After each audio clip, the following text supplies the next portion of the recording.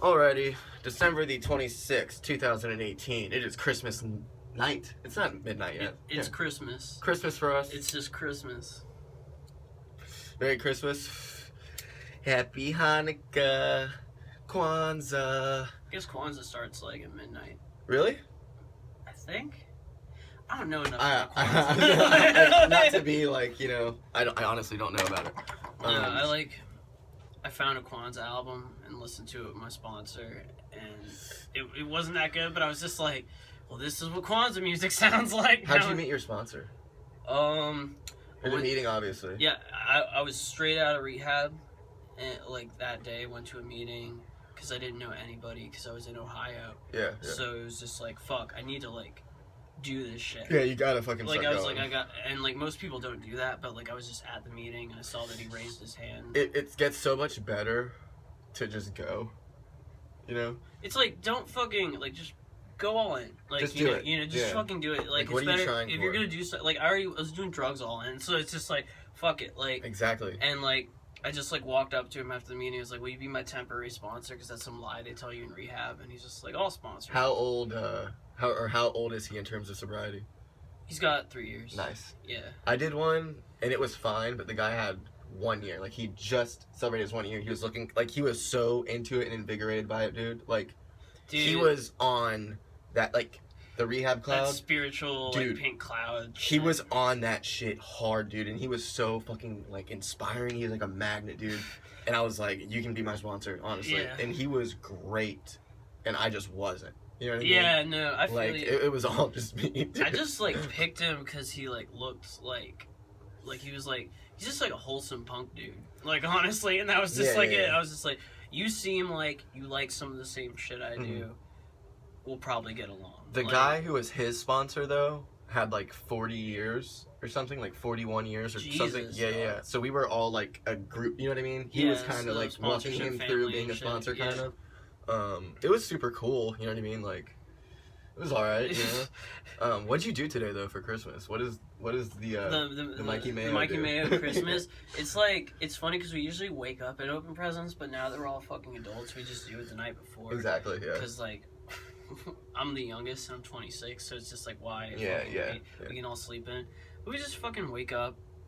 We go to IHOP, then we go to the movies. Nice. We go to a movie. What movie did you see? The Spider-Man movie. Was it good? It was pretty good. The animated one? Yeah.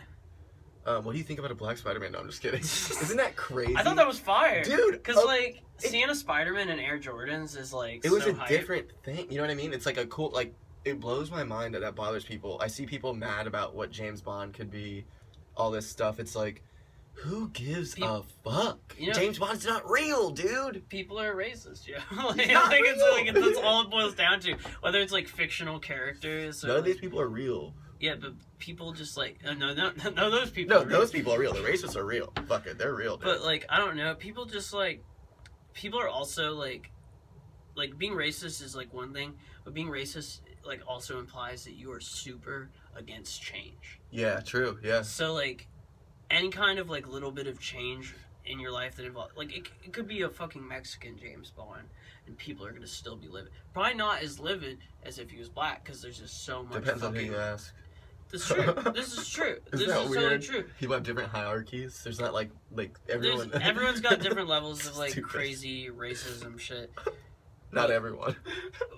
Well, yeah, that's true. I mean, being real though, like, is there like a thing like? I think there's a lot of people who are like they have so much white guilt that they would put like they would rank races by putting white at the bottom and putting like all these other races above them. You know what I mean? Like I think people do think like that aren't racist per se. You know what I mean? Well, but that's racist in itself. Yeah, it's still racist. It's still like well, it's like I don't know. I do believe what someone said. Where it's like you do have to be in a position of power to be racist. I disagree. Because I think there's a difference between racism and like hatred and like bigotry. Because you could hate somebody because they're white, or like whatever. That'd be like systematic racism would be where the power takes over. Just regular racism. I mean, like there's no power. Like racism is us not being able to talk about this right now. Like, there's somebody watching this who thinks that we are not qualified and should not be discussing. Yeah, absolutely. I That's- agree. That's racism. You know what I mean? But like, well, it's like it's not the same. It is the same thing, but it's not as consequential as a white guy who won't let a black guy be the CEO of his company, and he hires an underqualified relative or some bullshit, or not even a relative, just some white guy who worked his way up in the company just like the black guy, but is not as good, whatever, for whatever racist reason he hires the white guy instead. But like, that's still the same thing. It just happens to be that this white guy has a company. Like, black people could easily not hire a white person. That doesn't mean that like that's not racist because they don't have as much power, even though they are using power in that situation of being the owner of the company. So I guess I get what you're saying. I'm looking at like the blanket of like, if you take a look at like let's just look at America, because I don't live anywhere else, obviously. Yeah. It's like, if we live in a place where primarily all the people have been bred into positions of power are white, and I'm not saying all white people like have there's more white people at the top. Yeah, there's more white people at the top inherently. Like, oh, shitload more. From a long time ago to now, where it's been implanted into the system. Which is systematic racism. The systematic racism. Yeah. But racism alone is, in my opinion, and I don't know if this is something that's as much as opinion, is just words change over time. You know what I mean? And like, a meaning of a word is different to somebody as it is to someone else. So for me, I think racism is just, in any way, if somebody is a different race than you, or not even just making race matter, like a black James Bond, to be against that is racist. To think that you have to have a black James Bond is racist. Like, just do whatever you think should happen. You shouldn't, and I understand that like Black Panther was a big thing, but like, I don't think you should try to take superheroes and force them to be black. Why don't you just come up with a black superhero? But at the same time, it shouldn't matter if Batman's black in the next Batman. Like, why is that such a big deal? You know what I mean? Like, Batman's not a real fucking person. It's whoever is creating that thing decides him to be. Batman is not real. James Bond is not real. Now, if you made Martin Luther King white and you made fucking Dick Cheney black, you know what I mean? Like, that doesn't make sense. Or if you made Abraham Lincoln black, then that's a not representation. But when you're dealing with fictional characters who are a fucking story, who cares, dude? Make them black. Who gives a fuck, dude? It's not real. Batman is an idea and someone is creating. Let him be black. Yeah. It's crazy. I think the reason a lot of that shit comes to light right now, though, and like why it is a big deal, is because for so long it's like it's always been the hero's white. There's like a white savior complex, and like if you watch TV, even not just movies, but it's like you look at what the token American family is. It's a white family, and like a show like Fresh Off the Boat, where you have an Asian family, that's like new. That's a new concept, even though there's been Asian people in this country for a while, very long time, and like there's been black people in this country for a long time, and it's just like longer, and it's really hard for I love those J's. Oh, thank you, man.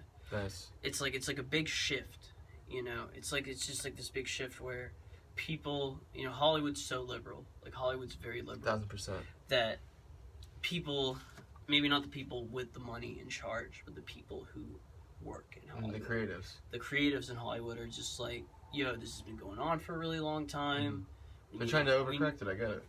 Not overcorrect it, but they're trying to show that they are implementing change. Because it would only be overcorrected if it was happening in such a way where you were like, wow, there's like 20 Black Panthers and then no a guy things. Right. You know what I mean? Yeah. Cause so it's just like, you know, to get one Black Panther over the course of like fucking and then 100 for years people of to movies, say it's like oh, they're making this movie for black people and all this stuff. It's like, No, you that's not true. motherfucker. It's a good fucking movie. I haven't seen it, and I'm not against it. I just don't watch movies. You know what I mean? Yeah. And that's my point. Like, I feel like if I don't watch movies, how, like, it's almost racist for me to be like, oh, I need to watch this movie and then talk about how great it was in my podcast just to, like, virtue signal. You know what I mean? Yeah, like, so the Spider-Man movie. Right. When I was watching it, I was just like, there was a part of me that, you know, there's always a part of me that, like, where I'll be like, wow, this is really cool to see this happen. And the movie's also good, but it does happen in a way where it is two separate things in my mind. Where it's like, I'm watching the movie for the movie, but there's no way for me to turn off the fact where it's like, 1,000%. wow, there's a black protagonist. Yeah. That's really great. Yeah. Because, like, it's so rare in, like, a box office smash movie for us to see that. That's why, like, when Get Out was so big. He's making another movie, too. Yeah, like, it was such a big deal because it's like, oh, we have a box office smash with a black protagonist, which is not common. Yeah. Especially in that 2018, way, yeah. Even in 2018, Yeah. you know what I'm saying? And then there's obviously movies like Bad Boys and stuff, so it's not like it's never happened where, like... But it's not like... the type of movie. But it's like, for every, like... For every Bad Boys, there's a million There's Step like, Brothers. there's like 40... Like, there's like 40 other movies. Yeah, there's probably 20 to 1 Step Brothers to Bad Boys. And, like, you know, the other thing is, like, you know, with population, there's, like, just comparatively in our country. Well, it's just like how more white people get shot by the police than black people. Yeah, but because it's like there's just more fucking white people. That doesn't mean that your chances of Yeah. getting shot by the police are higher because you're white. Just because more people get shot by police in numbers, percentages are still higher for black people. Yeah. You know? So let's wrap this up. Thank you very much. We're going to get back to the podcast. It's quite literally a smoke break. Merry Christmas. Let's check out Dinky in there. Oh, it's all fucking I was like, damn, this is like these. sleepy. Okay. Like,